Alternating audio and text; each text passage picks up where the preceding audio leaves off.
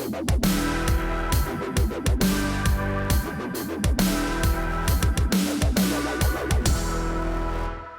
you got to call, Ghostbusters or Lady Ghostbusters? Hey everybody, I'm Steve Green with Scott Ott and your esteemed host, Bill Whittle, and this is your members only right angle. You know, we have to talk about Ghostbusters, but I don't want to dwell too much on the reboot because, well, I haven't seen it. I'm not swearing off it, believe it or not, because I know what boys will want to watch it when it hits Netflix, and I'll give it a chance. But I do want to talk about why it seems to be failing at the box office when it's a reboot of such a beloved movie. You know, it had a decent opening weekend, guys, coming in at number 2 with $46 million, but it looks like it's going to suffer a huge drop-off in its second week. This is according, I think, Hollywood Reporter, when it's up against the new Star Trek and the new Ice Age movie.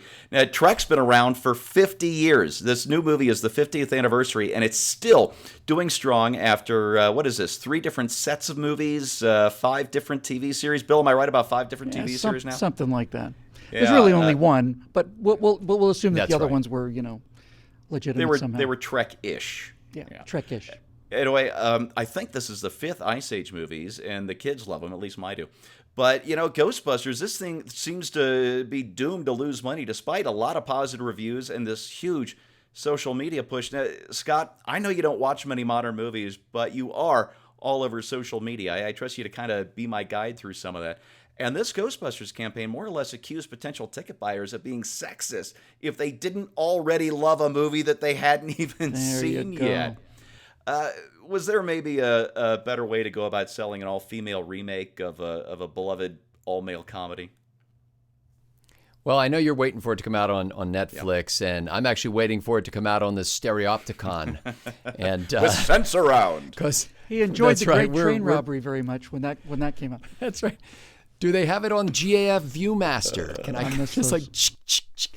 I think it was problematic from the beginning to say essentially we have the Virginia Slims version of Ghostbusters. I think this You've Come a Long Way baby theme was fresh in 1972, right. But it's getting a little stale now.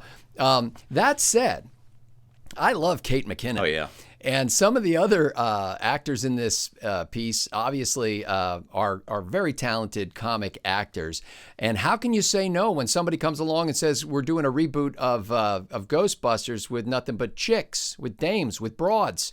It's hard to walk away from that. So, at very least, you get to be sort of the star of the Heaven's Gate of your generation. But I do think there are some movies that are so anchored in time and place and characters and particular actors and all that was going on with Bill Murray and Dan Aykroyd and the phenomenon of Saturday Night Live and all of that magnificent stuff that feeds into the movie that you don't really have in this case. And so I think it is wishful thinking to say you're going to go out there and make something that's going to be another classic. That said, I actually hope that it does fairly well for the sake of some of the talented actors in it. Oh, yeah. Melissa McCarthy, 2 of the funniest movies I've seen in the last couple of years, just outrageously raunchy, over-the-top funny.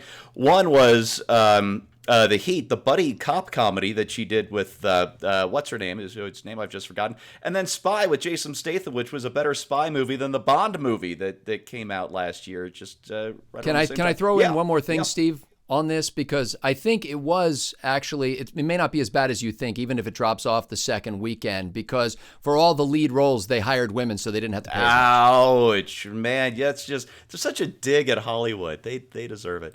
All right, speaking of Hollywood, Bill, you do a little screenwriting. So the Ghostbusters buddy formula. It's not exactly a secret. You've got Dan Aykroyd as the true believer to set up the premise.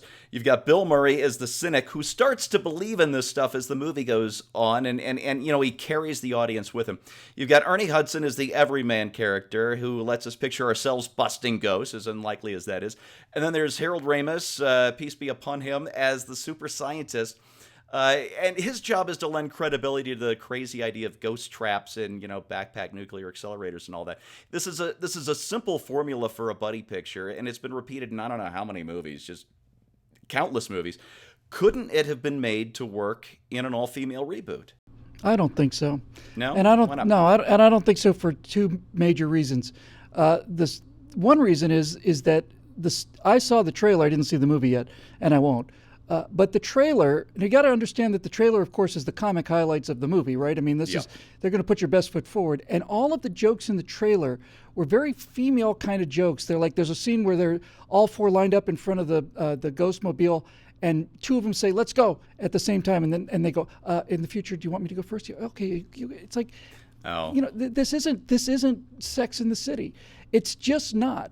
And I don't believe any of them. I don't believe them. I believed Harold Ramis. I believed Bill Murray. I believe Dan Aykroyd. I don't believe these people. I think that basically Ghostbusters is a fraternity film, and that it has a fraternity film appeal to it. It's a bunch of guys living in this rundown place who hack together a couple things and go out and kind of defy authority. And next thing you know, they're gunning down the Stay Puft Marshmallow Man. But it's that kind of fundamentally male, rebellious, cynical kind of, kiss my ass kind of, sort of thing, Mr. Mayor. And I just don't think that women can pull that off. I just don't think they can. It's not that they don't have the emotional chops for it. As you say, the cast has done great work in other things, have been very funny in other things. But I think the much bigger reason why I don't think this will succeed is this. I think I'm tired. I think most people are tired. I think everybody's pretty much tired of having social engineers tell us what we're going to have to eat for breakfast now. Here's your all-females Ghostbusters, and you're going to like it. Well, no, I'm not going to like it. I like the original, and if you're going to redo it, do it. If you want to call the original series Star Trek, and if you want to reboot it as Captain Kirk, and Captain Kirk is now a woman, I'm not going. And it's not fair to the fans, and it's not fair to me. And for those people say, it's a race, blah, blah, blah, blah, blah. It's like, look, how would black audiences feel if we did the Martin Luther King story starring Liam Neeson as Martin Luther King, and Sean Penn as Jesse Jackson? They'd be outraged, and rightfully so. I don't like, and I don't think fans like, and I think we've had enough of being force-fed this business of having our social betters educate us into the socialist narrative. I don't want Superman to be a Filipino. I don't want any of this stuff to change. It's not that it doesn't change, but you can't change the essence of it. That's what I think. If you wanted to start a whole new movie, you're such a conservative, if you wanted to start a whole new movie about four women that go out and destroy supernatural creatures and call it something else, that's fine. But Ghostbusters are those four guys going up the stairs, facing the ultimate evil, and Bill Murray saying, "Let's show this prehistoric bitch how we do things downtown." That's right. I want to try, Steve, can I try to get Bill to say something good about this movie? Bill, isn't it at least better than the movies where they show women physically dominating men? It's the same thing, Scotty. I mean, it's their brains no, this time, though. It's not their muscles. It's not. The best picture I ever saw, the best cartoon I ever saw in terms of understanding something was it was like at a registration at a college, and there were two booths, and one booth said STEM for science, technology, engineering, and math, and the other one said women's studies, and there was women in both booths trying to recruit students, and what ended up was all of the students went into women's studies and held up signs that said, "We need more women in STEM," and it's certainly not to say that there aren't superb women scientists out there and superb engineers and all the rest of it, but it's just playing so far against type. It's being shoved down our throats, Scott. We're being told to believe that this is true, and I don't believe it. I just don't. I know it's a hard thing to say about a show that's about, capturing ghosts with positronic beams, that I don't believe this version and I believe the other one. But ultimately, that's the thing. The willing suspension of disbelief is what allows any film to work, whether it's Ordinary People or Spider-Man. You go in there and you're ready to go along. But this movie was throwing me so many cues that were just hammering me with how progressive this thing's going to be. I just said, no, I'm out of here. I'm done. I'm not going to do it. And I think what Bill's saying is basically it's like trying to imagine recreating Right Angle with an all-female cast. Yeah, it could totally be done. It wouldn't be. You could do I'm a great show. transitioning right now. You could do a great show on called Right Angle about an all-female cast. You could do a great show about that, and it'd be very interesting. But it wouldn't be trifecta, and that's the point I'm trying to make here. All right. I think there are all kinds of reboots you can do, but Ghostbusters isn't one of them. Folks, I'm going to tell you a secret, something I just figured out this week when I was writing about this on Monday. The secret to the success of Ghostbusters, the original, wasn't just the chemistry between the leads or the fact that it was male chemistry or the outrageous premise or the special effects that were funny on purpose.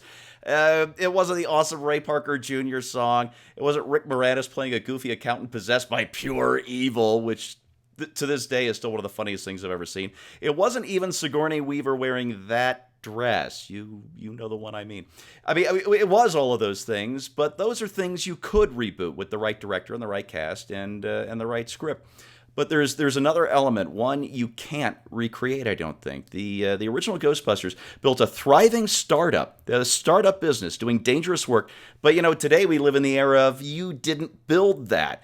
Back then, William Atherton's environmental protection bureaucrat unwittingly unleashed an apocalypse, but today, Hollywood would sooner commit box office suicide than to disrupt the narrative about the EPA. So the secret is that Ghostbusters was first and foremost a Reagan-era comedy. It was cheerful, it was optimistic, it was entrepreneurial, it was wary of big government. Who are you going to call to make that picture today? Got to get a dial tone. All right. Thank you, BillWhittle.com members, for making this all possible, for letting us talk about Ghostbusters. So spread the word. We've got great segments for non-members here at BWDC. Can I say that? And at YouTube. So get your family watching, get your friends watching, subscribe your dog. We don't care. Anybody. Keep us going, please. This fight is too important. So thanks again, and we'll see you next time. What's a dial tone?